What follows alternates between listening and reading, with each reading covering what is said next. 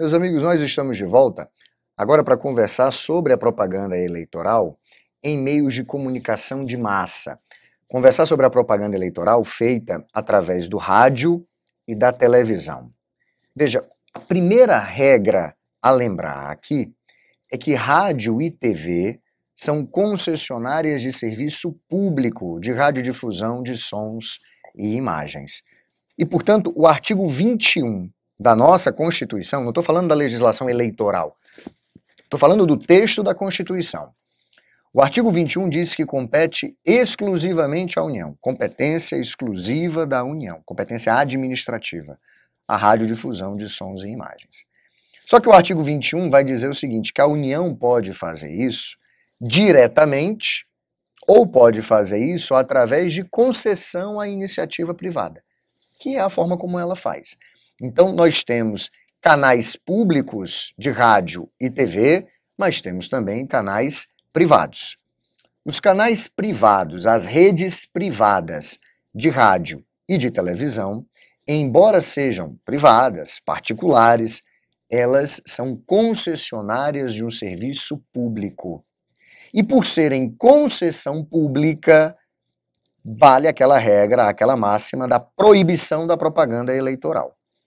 Dessa forma, a propaganda eleitoral paga no rádio e na televisão, ela é proibida. É proibido aos partidos, às coligações, aos candidatos, pagar as emissoras de rádio e TV para que elas veiculem propaganda eleitoral. A propaganda eleitoral no rádio e na televisão é a propaganda eleitoral exclusivamente gratuita. É o horário eleitoral gratuito. É o horário partidário gratuito no rádio e na televisão. Bom, vamos aí ao quadro comigo, por favor. Estamos de volta à Lei Geral das Eleições, a Lei 9.504, e esse é o artigo 44. Olha lá.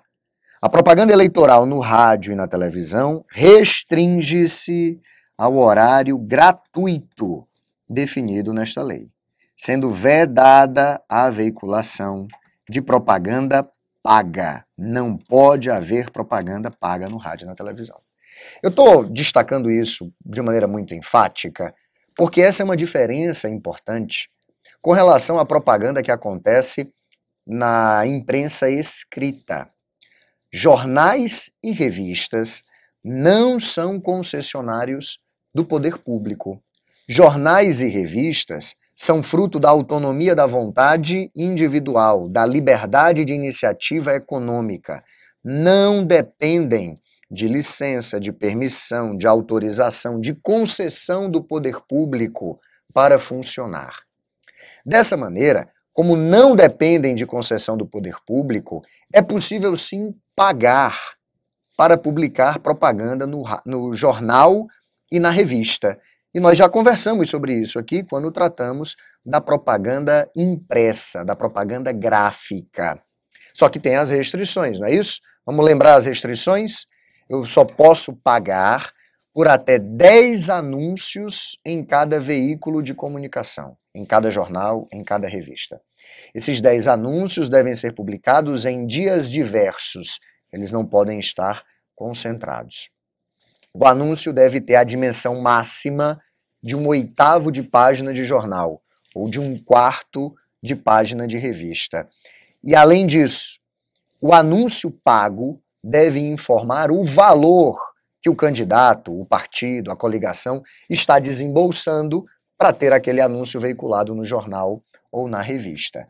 O leitor e eleitor deve ser informado sobre o valor desta propaganda, que pode ser veiculada até a sexta-feira, antevéspera do processo eleitoral.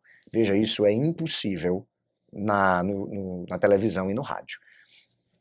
Por mais dinheiro que tenha uma coligação, um partido político, um candidato, ele não pode chegar e perguntar, vem cá, quanto é 30 segundos no intervalo do Jornal Nacional, eu quero veicular uma propaganda. Não, não pode.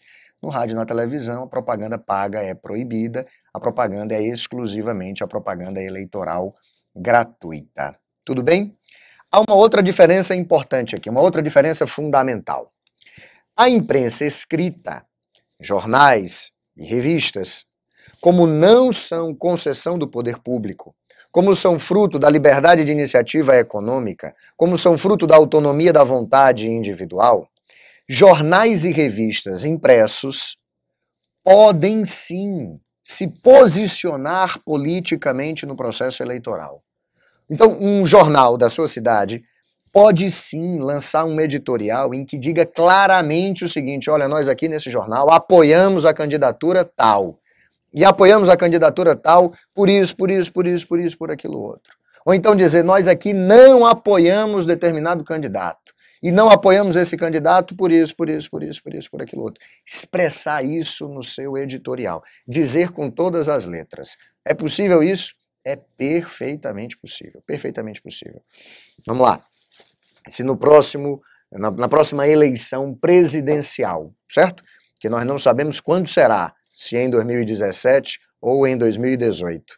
Mas se na próxima eleição presidencial, a revista Veja, por exemplo, pode defender abertamente uma candidatura do PSDB? Pode, não tem o menor problema. A Carta Capital pode defender abertamente uma candidatura do campo da esquerda, ou daquilo que ela acha que é a esquerda? Sim, não tem o menor problema, não tem o menor problema. A Folha de São Paulo, o Estadão, nenhum problema, zero problema com relação a isso. Isso, aliás, é muito frequente fora do Brasil. Aqui dentro nós temos ainda esse falso mito da imparcialidade da imprensa brasileira, da neutralidade da imprensa brasileira. Não é neutra coisa nenhuma. Agora é muito mais honesto com o eleitor e com o leitor desses meios de comunicação que ele diga logo abertamente qual é a candidatura que estão defendendo. Veja, você não pode, na cobertura jornalística, dar um tratamento que seja desproporcional aos candidatos. Veja, eu não estou falando de cobertura jornalística. Cobertura jornalística é uma coisa. Assumir no editorial uma posição política é outra. Podem assumir na sua linha editorial uma posição política, é verdade. Na cobertura jornalística tem que dar um tratamento proporcional e isonômico entre os candidatos. Já rádio e televisão, como é concessão do poder público, não pode fazer isso. Então vamos lá, William Bonner, no editorial do Jornal Nacional, não pode defender uma determinada candidatura, nem pode criticar uma determinada candidatura, não pode se posicionar politicamente durante o debate eleitoral. Tudo bem? Essas são as duas diferenças fundamentais. De volta ao quadro aqui comigo, veja lá o que diz o artigo 44. A propaganda eleitoral no rádio e na TV, restrita ao horário gratuito definido nessa lei, e aí, tá vendo, é proibida a veiculação de propaganda paga. A propaganda eleitoral gratuita na televisão deve necessariamente utilizar a linguagem brasileira de sinais, Libras, ou então o recurso da legenda, que devem constar, veja, obrigatoriamente do material que é entregue às emissoras. Essa é uma exigência que existe desde 2009.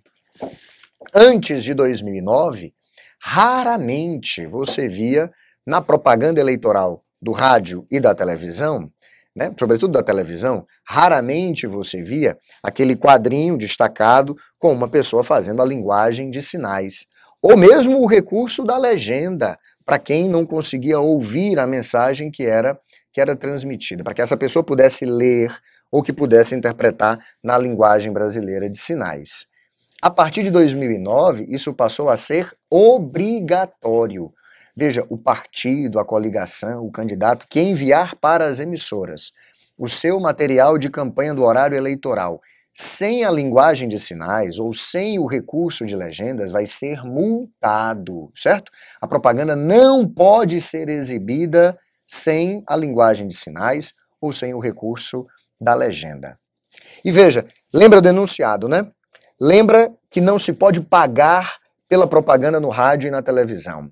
Lembra que a propaganda no rádio e na televisão é exclusivamente a propaganda eleitoral gratuita. Pois bem, os partidos, as coligações, os candidatos não podem se valer do horário eleitoral gratuito, da propaganda gratuita no rádio e na televisão, para promover marca, produto ou serviço, transformando o horário eleitoral gratuito em propaganda comercial.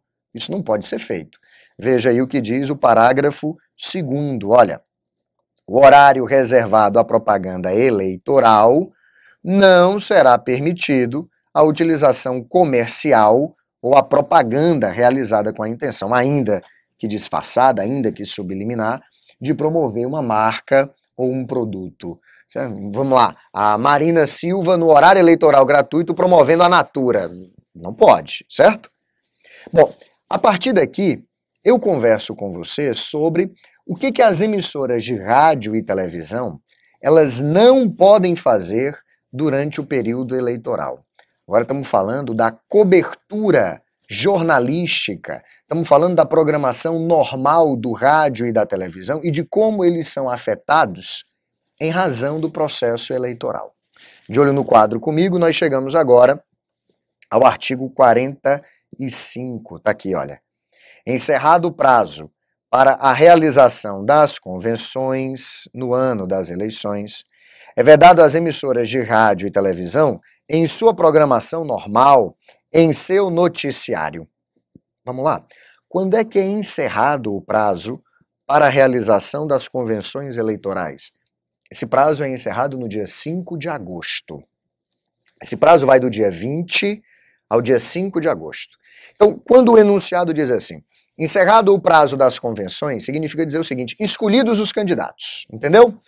A partir do instante em que os partidos políticos e coligações escolhem os seus candidatos, as emissoras de rádio e TV ficam proibidas na exibição da sua programação normal e no seu noticiário, estão proibidas de transmitir, ainda que sob a forma de entrevista jornalística, imagens da realização de pesquisa ou qualquer outro tipo de consulta popular de natureza eleitoral em que seja possível identificar o entrevistado, ou que haja, pior, né, manipulação de dados.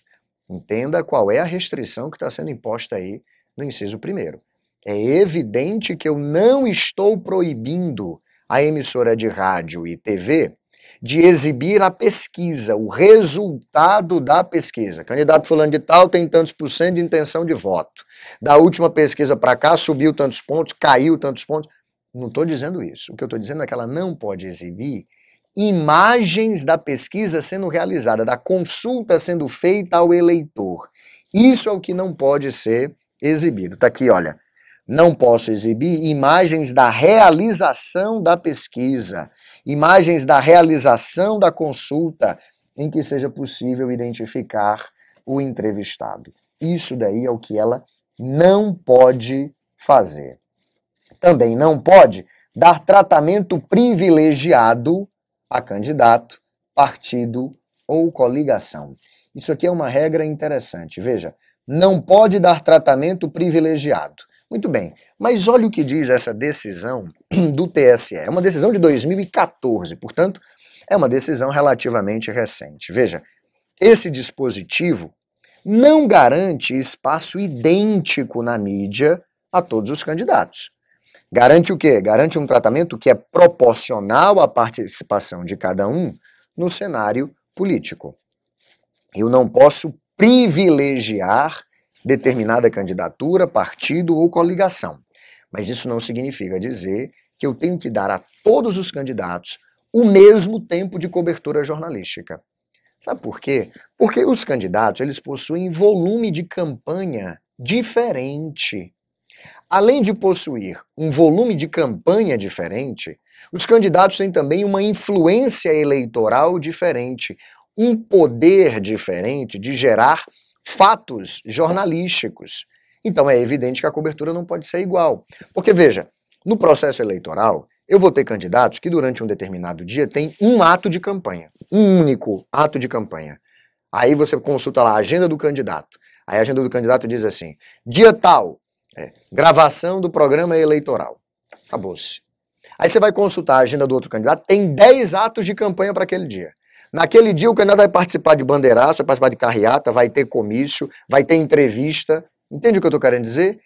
É evidente que a cobertura sobre o que aquele candidato que tem mais volume de campanha faz, vai demandar mais tempo, vai demandar uma cobertura maior do que o do outro candidato que tem menos volume de campanha. Não posso dar tratamento privilegiado, mas isso não significa dar um tratamento igual a todos os candidatos.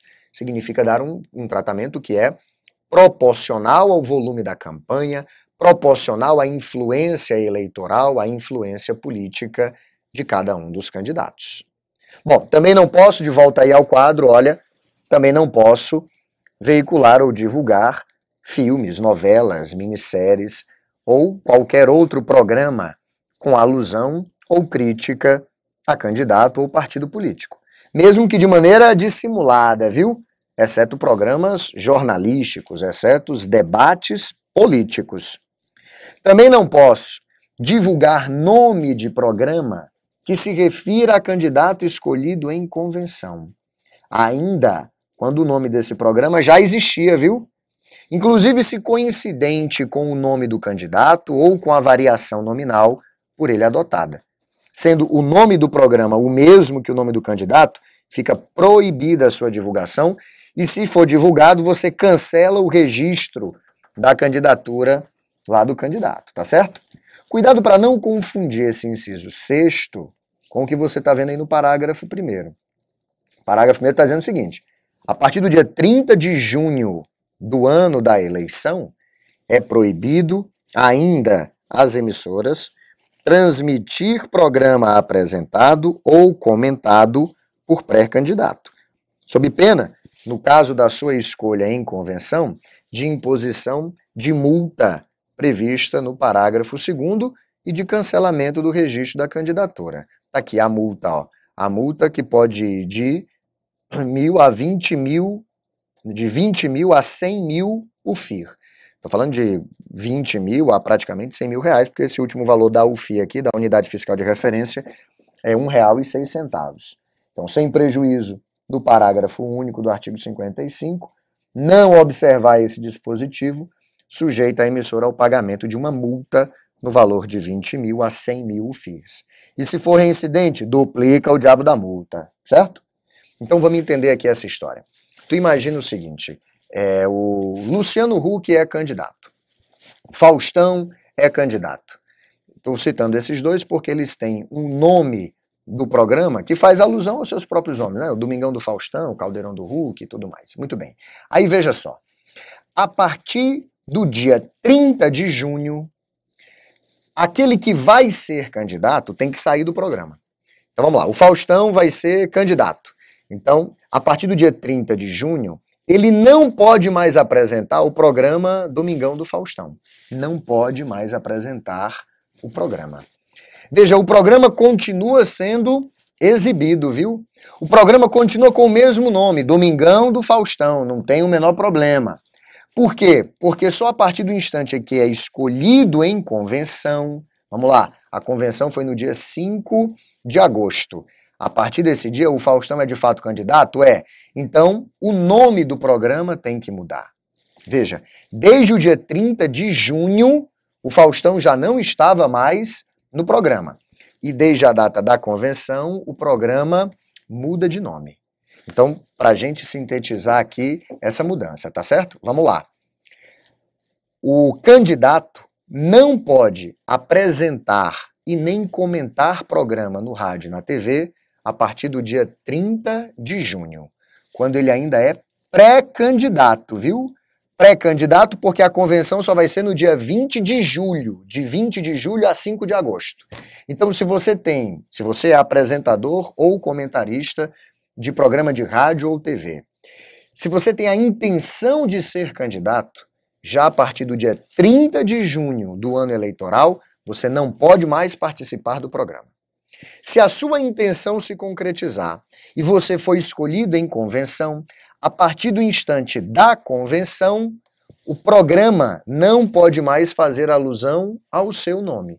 Porque caso isso aconteça, o registro da sua candidatura será indeferido e a emissora ainda vai pagar uma multa de 20 a 100 mil UFIs. Tudo bem? Eu quero aproveitar o restinho desse vídeo para conversar com você sobre a possibilidade de se fazer debates entre os candidatos no rádio e na televisão. Você está acostumado a ver esses debates. O que eu quero que você perceba é que a regra mudou. Aqui, olha, o caput agora tem redação dada pela Lei 13.165 de 2015. E mudou, ficou um pouco pior agora, viu? Porque veja só, você sabe que existem candidatos que são convidados para todos os debates no rádio e na TV, e que existem outros candidatos que as emissoras simplesmente não convidam. Como é que era a regra? A regra era assim: as emissoras nunca foram e nem são obrigadas a fazer debate. Primeira coisa, tá certo? Então emissora nenhuma é obrigada a fazer debate. Faz o debate se quiser. Agora, optando por fazer o debate, as emissoras eram, no passado, eram obrigadas a convidar os candidatos dos partidos ou coligações que tivessem representação na Câmara dos Deputados. Portanto, que tivessem pelo menos um deputado federal. Bastava um. Agora, para que o candidato obrigatoriamente seja convidado, é necessário que o seu partido ou que a coligação de partidos ela tenha 10 deputados federais. É muita gente. Porque a regra agora do artigo 16 fala de uma representação superior a 9. Ora, superior a 9 é a partir de 10. Vamos ler o que é que diz aí o artigo 46. Olha, independentemente da veiculação de propaganda eleitoral gratuita no horário definido nesta lei, é facultada, não é obrigada, é facultada a transmissão por emissora de rádio ou televisão de debates sobre as eleições majoritária ou proporcional, sendo assegurada a participação de candidatos dos partidos com representação superior a 9 deputados e facultada a participação dos demais, observado o seguinte: nas eleições majoritárias, a apresentação dos debates poderá ser feita em conjunto, estando presentes todos os candidatos, ou em grupos, estando presentes no mínimo 3 candidatos. Nas eleições proporcionais, os debates deverão ser organizados de modo que assegure a presença de um número equivalente de candidatos a todos os partidos e coligações a um mesmo cargo eletivo. E esse debate pode desdobrar-se em mais de um dia.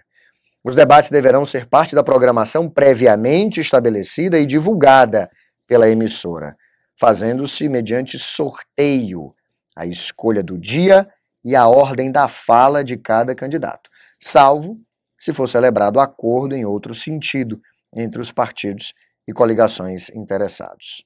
Olha bem, será admitida a realização de debate sem a presença de candidato de algum partido, desde que o veículo de comunicação responsável comprove que convidou esse candidato com a antecedência mínima de 72 horas antes da realização do debate.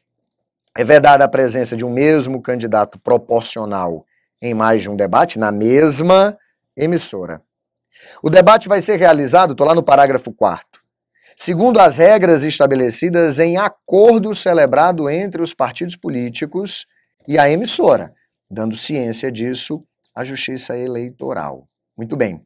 Para os debates que se realizarem no primeiro turno das eleições, você considera as regras como aprovadas, inclusive as regras que definem o número de participantes, quando obtiverem a concordância de pelo menos 2/3 dos candidatos aptos. No caso, claro, da eleição majoritária. 2/3 dos partidos ou coligações, no caso da eleição proporcional. Então vamos sintetizar aqui as regras do debate para que a gente entenda isso com clareza. Primeira coisa fundamental: emissora nenhuma é obrigada a realizar debate. Realiza debate se quiser. E querendo, a emissora tanto pode fazer debate entre os candidatos majoritários, como também pode fazer o debate entre os candidatos proporcionais. Para tomar como referência a eleição passada, tanto pode ter debate entre os candidatos a prefeito, como pode também ter debate entre os candidatos a vereador. Fernando, eu nunca vi debate entre candidato a vereador. Eu só ouvi um debate que foi feito numa rádio, na rádio universitária aqui do Ceará, em uma eleição já há muito tempo atrás. Veja, no caso do debate proporcional, vamos lá, um debate entre os candidatos a vereador, são centenas de candidatos a vereador. Como é que nós vamos fazer isso? você manda o convite para os partidos, para as coligações. E são os partidos e coligações que escolhem qual candidato vão mandar para o debate. O que é proibido? É proibido que o mesmo candidato participe de mais de um debate na mesma emissora. Essa é a regra. Tudo bem? Vamos lá, para a coligação agora, para o debate entre os candidatos majoritários. Candidatos a prefeito vão fazer debate. Quem é que a emissora é obrigada a chamar?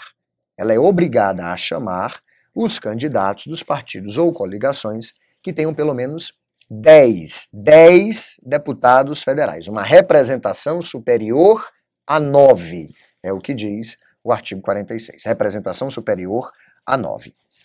Bom, além disso, ela pode chamar os demais, vamos lá, é o candidato de um partido que não tem os 10 deputados federais. Por exemplo, Marcelo Freixo, no Rio de Janeiro, candidato pelo PSOL nas últimas eleições. O PSOL, a coligação do Marcelo Freixo, não tinha 10 deputados federais. Mesmo assim, o Freixo pode ser convidado? Pode, porque é facultado às emissoras chamar todos os candidatos. Ela é obrigada a chamar aqueles cujos partidos ou coligação tenham pelo menos 10 deputados federais. E é obrigada a chamar com 72 horas de antecedência. Porque, veja, a emissora até pode fazer o debate sem a presença do candidato, desde que o candidato tenha sido convidado com 72 horas de antecedência. É quando, então, o candidato deixa de ir para o debate por uma opção dele, ou por uma impossibilidade aí, circunstancial qualquer, e a emissora faz o debate, bota a cadeira vazia lá, bota um copo d'água, o nome do cara, e faz o debate sem a presença do candidato. Isso é perfeitamente possível. Agora, veja bem, se a emissora não chamar o candidato, que é obrigado a ser chamado, não convidar com 72 horas de antecedência, esse candidato pode recorrer à Justiça Eleitoral para impedir o debate de ser realizado sem a sua presença. Isso também é possível. As regras do debate são definidas pela emissora em acordo com os candidatos.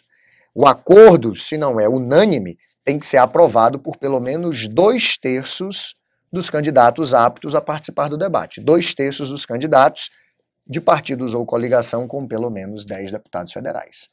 Acordo celebrado? Registra as regras desse acordo junto à Justiça Eleitoral e faz o debate. Tudo bem? Bom, no nosso próximo vídeo a gente continua falando de propaganda eleitoral no rádio e na televisão. Mas aí vamos tratar do horário eleitoral gratuito. Até lá, pessoal!